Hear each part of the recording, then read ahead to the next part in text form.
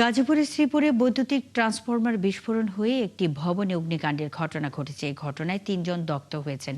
বুধবার রাত 11:15টায় শ্রীপুরের মাওনা চৌরাস্তা এলাকার আব্দুল শহীদ সুপার ভিউ নামের একটি ভবনের সামনের বৈদ্যুতিক খুঁটির ট্রান্সফরমার বিস্ফোরণ হয়। বিস্ফোরণের পর আগুন আশপাশে ছড়িয়ে পড়লে ৩ জন দগ্ধ হন।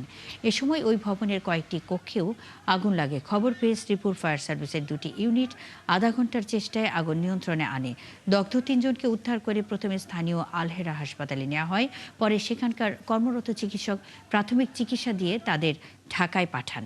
লাইনে ট্রান্সফরমার বাস্ট হয়ে আগুনটা ছড়ায় এবং ট্রান্সফরমার বাস্ট হওয়ার পরে পার্শ্ববর্তী যে বৈদ্যুতিক লাইনগুলো ছিল সেইগুলা দিয়ে আগুনটা ছড়িয়ে সাইড সুপার মার্কেট 3 তলা 4 তলা পর্যন্ত কিছু কিছু জায়গায় ফ্যাব্রিক্স ছিল, কিছু মালামাল ছিল, সেগুলোর মধ্যে আগুনটা ছড়ায়।